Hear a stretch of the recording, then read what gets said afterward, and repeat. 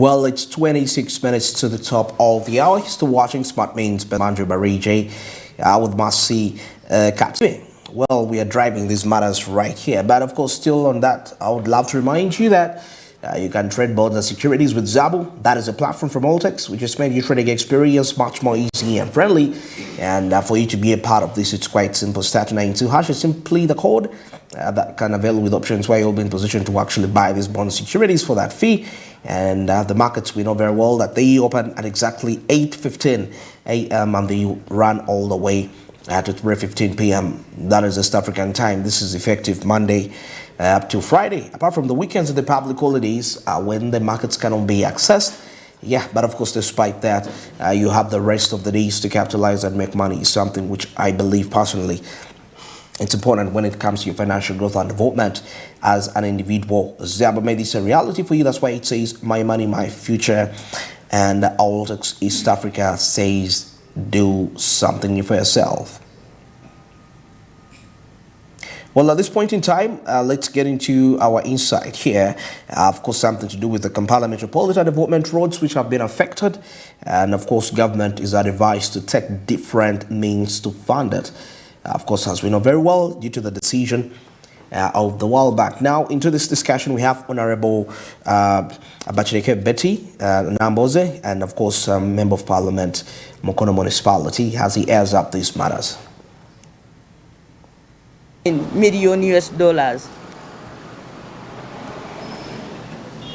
Further to that, World Bank has another set of 30 active projects under health, agriculture, education, roads, digitalization of the public sector, and the support for the refugees at a tune of 9.363 billion shillings. So, the projects that were in pipeline were worth a poor 4.43 million US dollars. How would you tell me that we cannot benefit from the 9.54 billion dollars? We cannot benefit from the 178.9 million US dollars. We cannot benefit from the 9.363 billion US dollars, but we are supposed to benefit from the 4.4 million US dollars. Is that fair? This is not fair. It is being dishonest. Mr. Museveni is not telling the truth.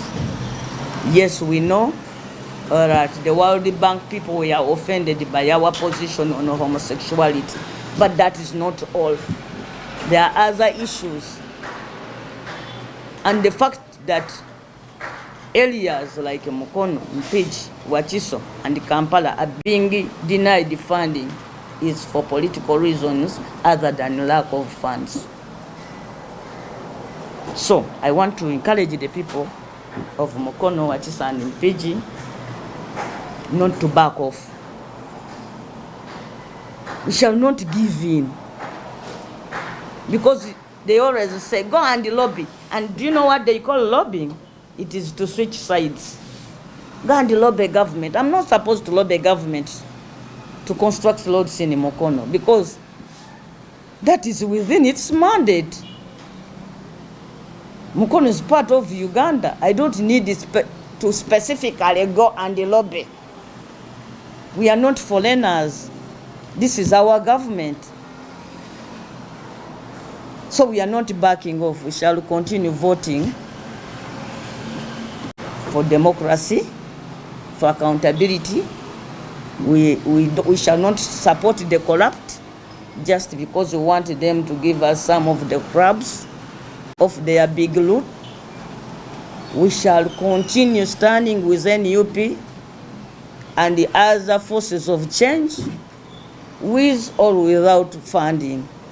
I want to encourage my people to know that power belongs to us at the end of the day. Even if each one of us was to contribute 5,000 shillings, we would construct a road. We have been doing this over and over. And I want them to persevere. This is not time for investment, Ugandans. This is time for survival. we should create our priorities. After all, even when Mr. Museveni was borrowing billions of dollars, we are not benefiting. So as the earlier MP, I support the position against homosexuality,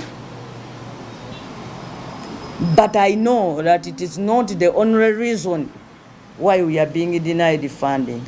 And to the World Bank I say, it is very unfair for them to shout over homosexuality. They are worth human rights abuses in Uganda that are worth their attention. People are being killed here. They are talking about same-sex marriages, but Ugandans don't even have a right for different sex marriages. Men are being castrated. It is here in Uganda where you don't have an opportunity to sleep with your wife. So how can we guarantee a relationship of sleeping with a fellow man in a country like Uganda, where men are being castrated so that they cannot sleep with their wives? Even for the different gender marriages, they are not secure. So let us get to see them supporting us even in other areas. Let them not wait for this thing, because this one makes them it makes it, it is double standards. It's double standards. I'm a pro-people MP. I always sit with my people. I've never got somebody coming to me to say, honorable, I'm a gay, please fight for me. Yet people relate to me deeply. So it is not one of our priorities whatsoever. Let them be serious. Let's say we are going to deny Uganda funding because it is a dictatorship. Everything else can be discussed after Uganda has got rid of the dictatorship. But this thing of parceling out rights, and for World Bank, they know what rights they want to defend. People don't have right to life, and you are talking about right to same-sex marriage. Come on. Uganda pays the 25%. Now I want to ask whoever is in charge of planning for this country, if you have an area that gives you 75% of your national domestic revenue, how do you treat that area? In any case, you are supposed to treat that area as a priority. Mukono, Wachiso, Mpigi and Kampala should not wait for loans. We are supposed to get money from the local taxes, because we are the we are the area that gives Uganda the taxes that we use for all other things, even including repayment of loans.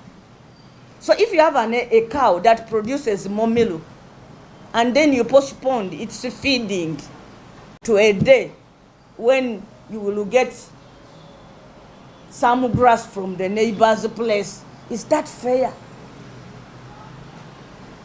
This project should not be stayed just because World Bank has pulled out. Uganda should find the money to work on the roads in this metropolitan area. Otherwise, if we don't improve, for example, the transport system in the metropolitan area, the country is going to suffer more in terms of domestic revenue. And that will make our condition worse. So for me, Uganda has been borrowing. Today, we owe the world 80 trillion shillings. I want to ask government, why has it taken them so long to appoint a date for the construction of the Greater Kampala metropolitan area roads? Why has it taken them so long? Why did it have to wait up to a time when we had made the law against homosexuality? I want to believe one thing, that government, there's no political will to fund the development of this area. Why? Because of its voting pattern. It's not about the World Bank. It's about lack of political will. to develop this area. We are being punished because the people in this area vote for the opposition. In Mukono have basically become the government. It takes me personally. Even the civil servants in Mukono have told me that we are not supposed to work with you. If we are to retain our jobs, we are under instructions not to cooperate and work with you. Even when I mobilize the community for self-help, these people can't work with me. They keep away. At times, we're successfully to work on our loads. Government, through its workers in Mukono, have written to police to stop us. Imagine. And then there is this overbilling of projects. Let me give you an example. There was a bridge that collapsed in 2004, long before I became the MP of Mukono. Since then, the people of Reza have been pleading. It's not time to invest. It's time to survive Ugandans in such a time. Oh, well, of course, that's a good idea, really, because imagine investing and things don't turn out to be to your expectations. What would you say? Really, anyway, it's time to brace ourselves and really know that we are in a fragile moment in Uganda. The projects, like she said, are now pending. They're now pending. So definitely, she said something about the PG and what having to collect revenue so that, I mean, those districts alone can create enough revenue for construction of roads. Yeah, actually, one member of parliament, I think it was Muhammad Insirko, saying that actually Kampala contributes a big percentage when it comes to revenues. But surprisingly, the money that is given back to Kampala is very little. And yet, we know that the Kampala metropolitan area is the engine of economic growth and development. Because despite the fact that these people in the villages bring their products in here, but for them to be ease of mobility, it's because the transportation system within the metropolitan area has to be set right. Now that brings in back to what we, there was some time back, way back, I think that was 2014. Yeah, I was in senior 6, I remember, and there was advocation for federal system of governance, federal, and of course when I talk about federal, I'm not meaning, Baganda have this federal and all that, but of course it's bigger than just the Baganda desire, but the federation system whereby a nation is ruled in regions. Of course we have a central government, but of course within there, each province has a governor, and you find that this governor is responsible for conducting the revenues, the activities that are happening in that country.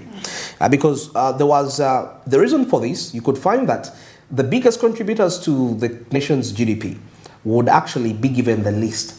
But when we have this federation system, some sort of a governance, you find that the western region, for example, the Chigezi, that one known for tourists, the revenue, at least it will retain 70% of the revenue, and 30% goes to the central government, something like that. So, and in that perspective, you get to realize that money is not spent unnecessarily.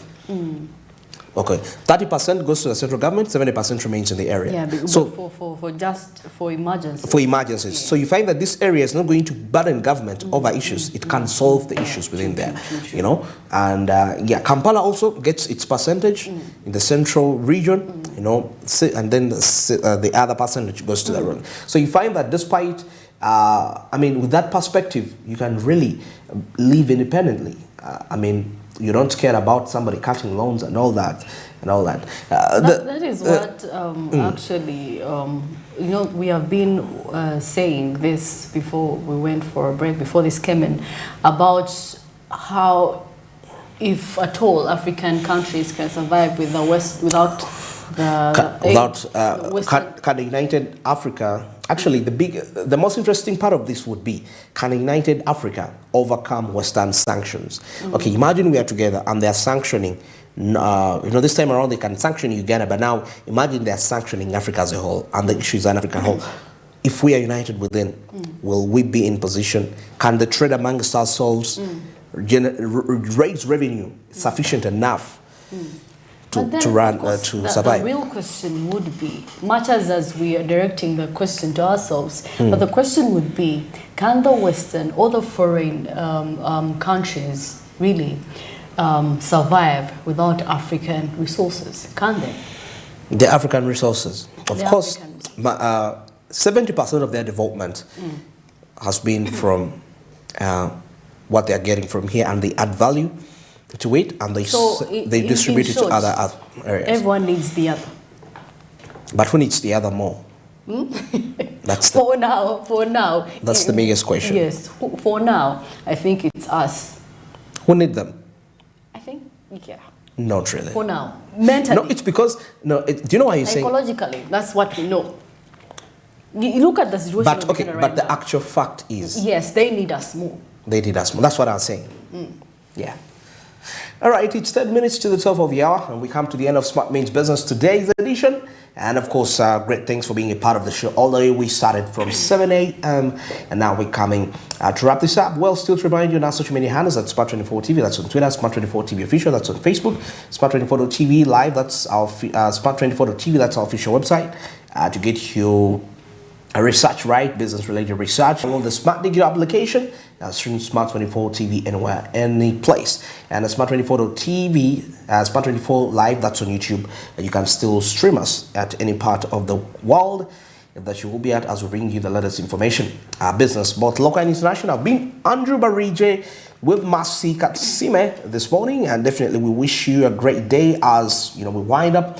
Like we normally say, we urge you to be productive as we set course for the day, and let's not make the previous day's mistakes again into the fresh day. Well, from the entire Smart Means Business team, we wish you a very good morning. Be productive till tomorrow. Take care.